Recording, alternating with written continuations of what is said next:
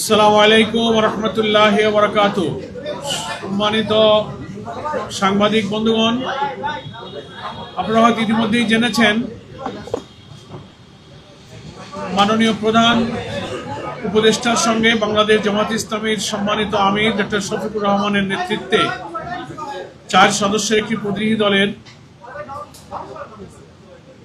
সাক্ষাৎ এবং বৈঠক ছিল। আমাদের বিদ্যমান রাজনৈতিক পরিস্থিতি, জাতীয় নির্বাচনকে সামনে রেখে আইন শৃঙ্খলা, একটু সুষ্ঠু নিরপেক্ষ নির্বাচনের ইস্যুতেই সম্মানিত আমির জামাতের নেতৃত্বে এই ডেলিগেশন দীর্ঘ সময় ধরে প্রয়োজনীয় তথ্য, পরামর্শ, মত বিনিময় করেছেন। সে ব্যাপারে আমাদের এখন সংক্ষিপ্তভাবে আপনাদের সামনে ব্রিফ করা হবে।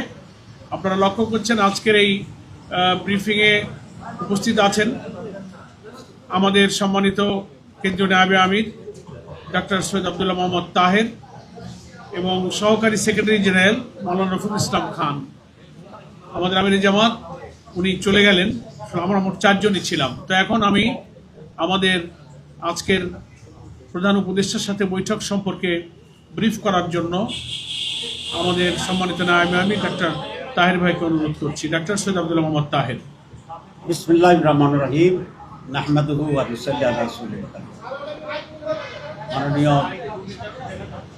সেক্রেটারি জেনারেল এবং আমাদের স্কুল সেক্রেটারি জেনারেল আর সম্মানিত সাংবাদিক বন্ধুগণ, আসসালামু আলাইকুম ওয়া রাহমাতুল্লাহি ওয়া বারাকাতুহু। এই ধরনের ব্রিফিংয়ে বোধহয় আমরা বেশ কিছুদিন পরে আসছি। আপনারা আশা করি ভালো আছেন।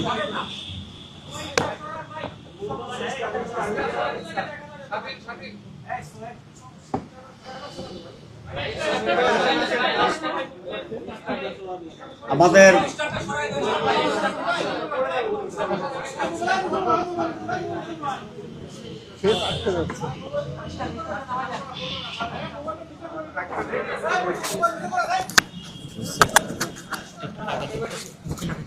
আমরা অলরেডি নির্বাচনের মাঝে আছি। যারা বহুদিন ধরে বলছিল যে 2026-এর ফেব্রুয়ারিতে নির্বাচন হবে না, সকল দলের স্বতঃস্ফূর্ত নমিনেশন সাবমিশনের মাধ্যমে তাদের এই বক্তব্য অসার প্রমাণিত হয়েছে। আমরা আশা করি বাংলাদেশে 12ই ফেব্রুয়ারি একটি অবাধ, সুষ্ঠু এবং নিরপেক্ষ নির্বাচন হবে। কিন্তু ইতিমধ্যেই আমরা কিছু ভিন্ন চিত্র দেখছি বিদায় এটা প্রতিকারের জন্যে আমরা আজকে প্রধান উপদেষ্টার দৃষ্টি আকর্ষণ করছি। আপনারা জানেন যে নমিনেশন বাছাইয়ের পর্ব চলছে ইলেকশন কমিশনে এবং সেখানে একই নিয়মে বিভিন্ন জায়গায় কাকে উপযুক্ত মনে করেছে প্রার্থীকে ওকে করে দিয়েছে, আবার একই রকম কেসে কাকে বাতিল করেছে। এখানে দুটি প্রধান সাবজেক্ট ছিল কারণ নমিনেশন বৈধ কিংবা অবৈধ এটা বিবেচনার জন্য। গ্রসলি একটা হচ্ছে ঋণ খেলাপি আর একটা হচ্ছে দ্বৈত নাগরিকত্ব। ঋণ খেলাপির ব্যাপারে তো এটা স্পষ্ট সবসময় এটা ছিল, কিন্তু কিছু কিছু জায়গায় আমরা ইলেকশন কমিশনের একটু ভিন্নতা দেখতে পাচ্ছি। আর দ্বৈত নাগরিকত্বের ব্যাপারেও প্রাথমিক বাছাই একই ধরনের জায়গায় কাউকে বৈধ করছে, কাউকে অবৈধ করছে, এটা হিয়ারিং চলছে। আমরা শুনতে পাচ্ছি কোনো একটি দলের পক্ষ থেকে ইলেকশন কমিশনে গিয়ে চাপ সৃষ্টি করার চেষ্টা করছে যাতে করে এই সমস্ত ত্রুটির কারণে যাদের নমিনেশন বাতিল হিসাবে গণ্য হওয়ার কথা সেটা যেন করা না হয়। আমরা খুব স্পষ্টভাবে আজকে বলতে চাই যে কোনো ধরনের চাপে নতি স্বীকার না করে যে দলেরই হোক, ইভেন জামাত ইসলামীরও যদি হয়, তাহলে আরপিওর যে নিয়ম আছে সেই নিয়মের ভিত্তিতে যেন বৈধ এবং অবৈধ বিষয়টিকে ফয়সালা করা হয়। অন্যথায় এই দুটো জিনিস প্রমাণিত হবে। এক হচ্ছে ইলেকশন কমিশনার দুর্বল, তাদের পক্ষে ইলেকশন করার শেষ পর্যন্ত নিয়ে যাওয়া যাবে কিনা একটা সন্দেহের অবকাশ থাকবে, অথবা এই নির্বাচন কমিশন কোন একটি পার্টিকুলার দলের প্রতি পক্ষপাতিত্ব করছে। এই ধরনের আচরণ যদি অব্যাহত থাকে তাহলে সুষ্ঠু নির্বাচনের ব্যাপারে জনগণের ভিতরে সংশয় এবং হতাশা দেখা দিতে পারে।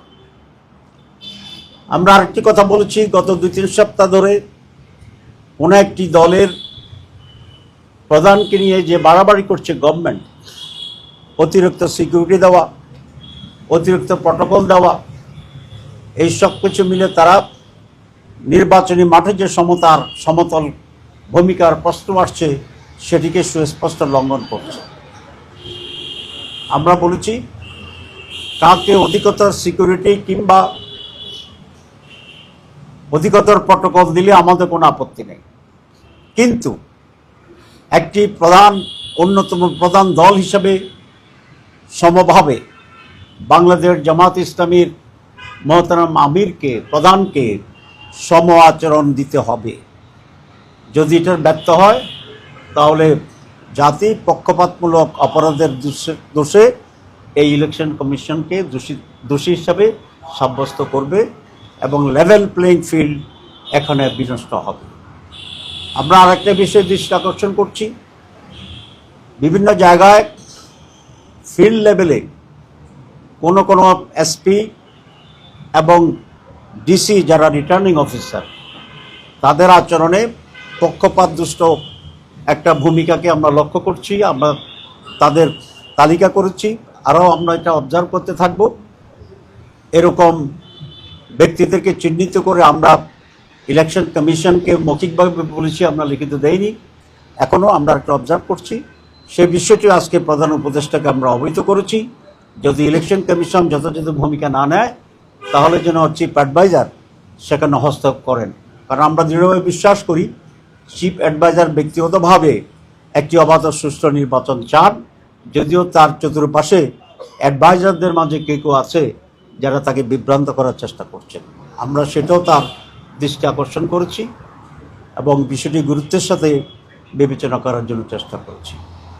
আপনারা জানেন যে আমরা দীর্ঘদিন ধরে ভোট কেন্দ্রের সিসি ক্যামেরা নিয়োগের জন্য আমরা দাবি জানিয়ে আসছিলাম। আজকে চিফ অ্যাডভাইজার আমাদেরকে আশ্বস্ত করেছেন, সম্ভবত আজকে অথবা গতকাল মন্ত্রিপরিষদ মিটিংয়ে সিসি ক্যামেরা সেট আপ করার জন্য ওনারা সিদ্ধান্ত নিয়েছেন এবং সেই জন্য পর্যাপ্ত অর্থ বরাদ্দ করেছেন। সুতরাং সেই জন্য যদি এটা বাস্তবায়ন হয় তাহলে আমরা মনে করি একটা উল্লেখযোগ্য কাজ তারা করলেন এবং সেই জন্য আমরা অ্যাডভান্স চিফ অ্যাডভাইজারকে ধন্যবাদ দিয়েছি। সুতরাং ওনারা আমাদেরকে আশ্বস্ত করেছেন প্রতিটি কেন্দ্রে সিসি ক্যামেরা স্থাপিত হবে এবং আমাদেরকে এটাও বলেছেন যে কোনো কেন্দ্রে মিস হয় কিনা সেটা আপনাদের সাংগঠনিক চ্যানেলে আপনারা লুক আফটার করবেন এবং আমাদেরকে অবহিত করবেন। একটি প্রশ্ন আসছিল এবং নানা জায়গা থেকে প্রশ্ন আসছিল যে ভোটের দিন ভোট কেন্দ্রের ভিতরে আর্মিদেরকে ডিপ্লয় করা হবে কিনা।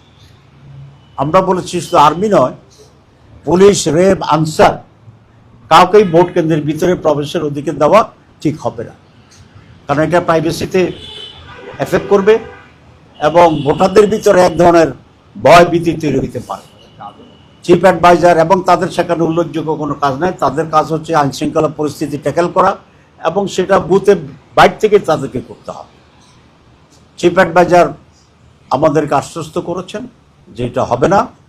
আমরা মাঝখানে শুনেছিলাম এরকম একটি বিষয় ঘটতে যাচ্ছে, সেই জন্য আমরা গুরুত্বের সাথে এটা তার দৃষ্টিতে এনেছি এবং উনি বলেছেন না এটা হবে না, উনি আমাদেরকে আশ্বস্ত করেছেন। আমরা বলেছি যে ইলেকশনের সময় শুধুমাত্র কাছাকাছি সময় গিয়ে লেভেল প্লেইং ফিল্ডের বিষয়টি বিবেচনা করলে চলবে না। নিরপেক্ষ নির্বাচন, লেভেল প্লেইং ফিল্ড যেদিন ইলেকশনের ডেট ঘোষণা হয়েছে কমপক্ষে সেদিন থেকে হওয়ার কথা ছিল, কিন্তু ইতিমধ্যে কিছু ব্যর্থ হয়েছে। এটা আপনাদের সামনে পরিষ্কার, কাকে অনেক প্রায়োরিটি দেওয়া হচ্ছে, কাকে অনেক প্রটোকল দেওয়া হচ্ছে, কাকে অনেক প্রোটেকশন দেওয়া হচ্ছে। আমাদের এতে কোনো খুব আপত্তি নেই, কিন্তু আমাদের কথা হচ্ছে যেহেতু we are the contesting political party, সুতরাং ওইদিকে যা করবেন এদিকেও তাই করতে হবে, সমতা বজায় রাখতে হবে। তো উনি আমাদের কাছে বিশ্বের সাথে বলেছেন যে আমি তো এটা আগেই বলে দিয়েছি, হয় নাই কেন? এই যে না হওয়ার জন্য যে ভূতগুলো আছে ওইখানে ওনার অর্ডার এক্সিকিউট করার জন্য যে সমস্ত লোকগুলো সেখানে প্রতিবন্ধক হচ্ছে, আমরা বলেছি তাদের ব্যাপারে আপনাকে কঠোর হইতে হবে, স্টেপ নিতে হবে। এবং কিছু উপদেষ্টা আছে, আমি আগেও বলেছিলাম একবার, যে তারা যারা ওনাকে বিভ্রান্ত করে এবং অনেক কিছু ওনাকে জানতে দেয় না। উনি আজকে বলেছেন যে আমি তো এত কিছু জানি না, তাহলে বোঝা গেল যাদের দায়িত্ব ওনাকে জানানো তারা অনেক কিছু থেকে ওনাকে ডার্কে রাখে। তা আমরা এটাও দৃষ্টি আকর্ষণ করেছি যে আজকে আমরা বলে যাচ্ছি আপনারা সব জানেন না, এ ব্যাপারেও আপনাকে আরও সব জানার মেকানিজম তৈরি করতে হবে। মৌলিকভাবে এই সমস্ত কথাই আমাদের আজকে হয়েছে। আমরা আশা করছি আমাদের যে সমস্ত কথার সাথে উনি একমত হয়েছেন সেগুলো বাস্তবায়ন করবেন। আর যদি না হয় তাহলে আবার আমরা দৃষ্টি আকর্ষণ করে পরবর্তীতে আমাদের কর্তব্য আমরা ঠিক করবো ইনশাল্লাহ। আপনাদের সবাইকে ধন্যবাদ।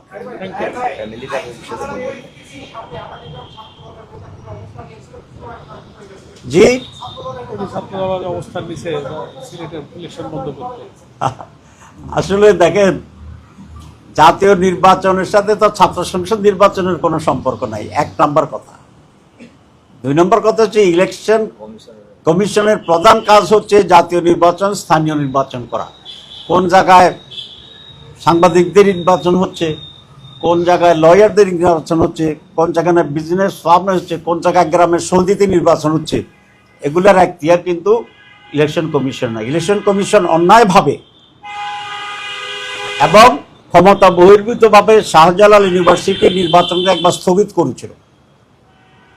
এই অপরাধে সে দুষ্ট এবং এটার কারণে আজকে ছাত্রদল ওইখানে গিয়ে অবস্থান ধর্মঘট করার জন্য এই সাহসটা পেয়েছে।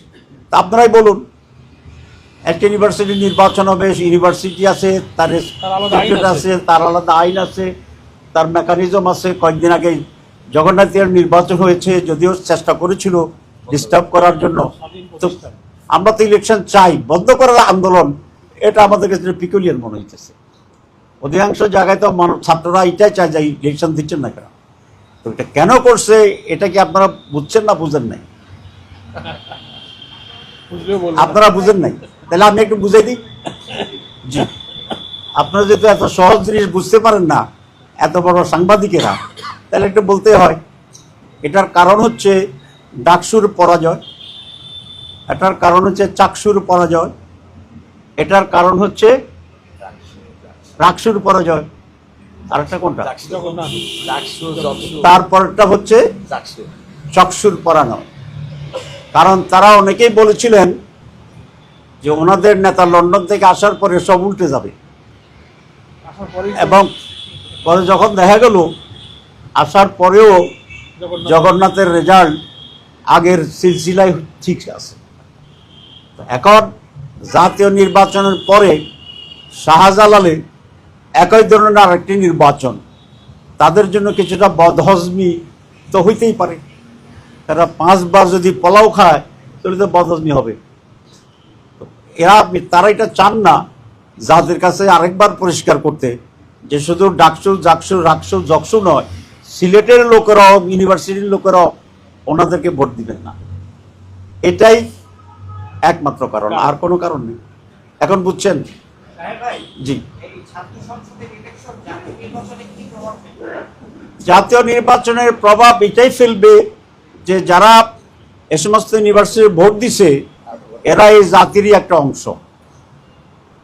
এরা বাংলাদেশের বিভিন্ন গ্রাম থেকে এসে এখানে লেখাপড়া করছে। তো যে লোকটা ডাকসুতে শিবিরকে ভোট দিছে সে বাড়িতে গিয়ে তো আর ছাত্র দলের পক্ষে থাকবে না। সুতরাং এটা খুব পরিষ্কার যে এই সকল নির্বাচন এদেশের মানুষের মাইন্ডে শুধু জাতীয় নির্বাচন না, প্রত্যেকটা বিষয়ে মানুষকে প্রভাবিত করছে।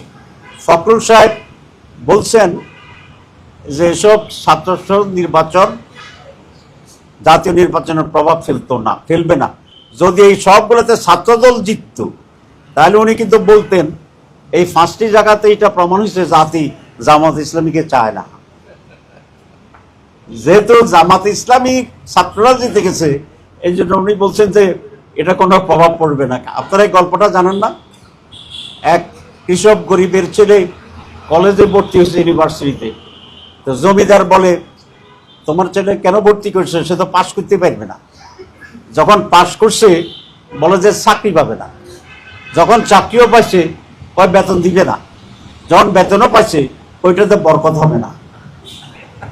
এটা জানেন না? এখন ডাকসুতে জিতলে বলছে যাচ্ছি টেক ইউনিভার্সিটি, যখন জকসুতে জিতে গেছে তাদের নেতা আসার পরেও তখন বলে আচ্ছা না এরা ভুল করে ফেলছে। এখন শাহজালালের সে অবস্থা। ইনশাআল্লাহ আপনারা সহ এদেশের মানুষ সচেতন এবং এদেশের মানুষ পুরানো সাদাবাজি, দখলবাজি এগুলা দেখতে চায় না। ফাঁক খাওয়া ঢাকা ইউনিভার্সিটিতে ফাঁক খাওয়া বন্ধ হয়েছে, এটা আপনার জান নাকি? ফাঁক খাওয়া, আমি ঢাকা মেডিকেলে গিয়েছিলাম, 1 মিনিট একটু বেশি নেই, ডোন্ট মাইন্ড, বহুদিন পরে আসছি তো। আমি যেবার ইলেক্টেড হইলাম জেনারেল সেক্রেটারি, তো দাঁড়িয়ে খাইতে গেলাম আর আমাকে 2টা বাটি দিছে, 2 বাটি। তা বলে 2 বাটি কেন? কয় স্যার এখানে বিপিজিএফ সফটওয়্যার 2 বাটি খায়, ঠিক আছে। তা আমি বললাম যে শুনো, আমি 2 বাটিওয়ালা জিএস না, আমার 1 বাটি দাও। তো এখন এসব জায়গায় যারা ইলেক্টেড হচ্ছে সেখানে তো একটা পরিবর্তন হচ্ছে আলহামদুলিল্লাহ। ঢাকা বিশ্ববিদ্যালয়ে যে পরিবর্তন সৃষ্টি হয়েছে এই নির্বাচনের পরে পজিটিভ, জাতীয়ভাবে ইনশাল্লাহ আমরা যদি ম্যান্ডেট পাই পুরো বাংলাদেশে এরকম একটা পজিটিভ পরিবর্তন হবে। We have a lot of, একজন তো বলছেন আই হ্যাভ এ প্ল্যান, আর আমি বলতে চাই we have a lot of plan. যাই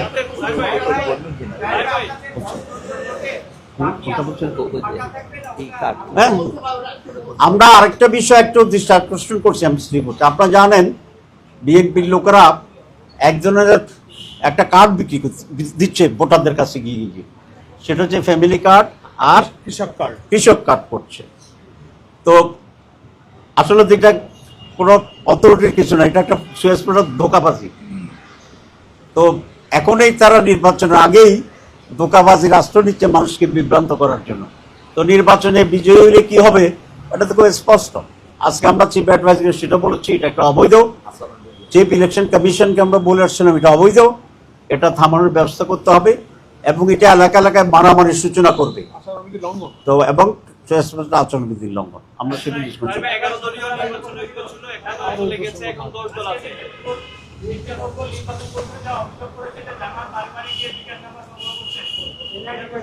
কি নাম্বার?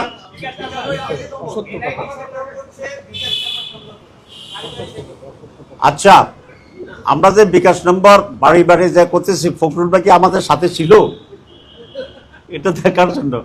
এগুলো একটা, যেহেতু আমরা ওনাদের ফ্যামিলি কার্ডের কথা বলছি, তো ওনাদের একটা কিছু বলতে হবে, তো বলো যে এটা বলছে, তবে এটা ভুয়া। 11 দলীয় নির্বাচন ছিল, একটা দল বের হয়ে গেছে, এখন 10 দল আছে। আপনাদের শুরু থেকে 11 দলীয় নির্বাচন ছিল, আপনাদের পক্ষ থেকে কারোর সঙ্গে যোগাযোগের সুযোগ আছে কিনা? কোন দল আপনাদের সঙ্গে যোগাযোগ করছে? আমাদের সাথে অনেকগুলা দল যোগাযোগ করছে আলহামদুলিল্লাহ, কিন্তু সিট দেওয়া তো কোনো উপায় নেই, যেহেতু নমিনেশন শেষ হয়ে গেছে। তা আমরা বলেছি সিট পাইবে না, আসতে পারলে আসো। এরকম অনেক দল আছে যারা আসতে চাচ্ছে ইনশাল্লাহ। আর আমাদের সাথে 11 দলই ছিল, ইসলামী আন্দোলন ছিল। এই ঐক্য গঠনের ক্ষেত্রে ইসলামী আন্দোলনের অনেক ভূমিকা ছিল, আমরা তাদের সেই ভূমিকাকে শ্রদ্ধার সাথে স্মরণ করি। টুকটাক টেকনিক্যাল ইস্যুতে তারা নিজেরা আলাদা নির্বাচন করার জন্য সিদ্ধান্ত নিয়েছেন, আমরা নির্বাচনে তাদের সফলতা কামনা করি। আরেকটা কথা আপনাদের বলতে চাই, আমরা ইসলামী আন্দোলনের সম্মানে তাদের যিনি নায়েবে আমি আছেন তার আসনে আমরা কোনো ক্যান্ডিডেট না দেওয়ার সিদ্ধান্ত গ্রহণ করেছি। কারণ চরমনার যিনি পিসাব আমির উনি নির্বাচন করবেন না, ওনাদের যে নায়েবে আমির আছে ফয়জুল করিম সাহেব, তো আমরা ফয়জুল করিম সাহেবের সাথে সৌজন্যতার জন্যে আমাদের ক্যান্ডিডেটকে আমরা উইথড্র করব। কারণ আমরা তো জুটেছিলাম সেই কন্ট্রিবিউশনের একটা সৌজন্যতার জন্য। সবাইকে ধন্যবাদ।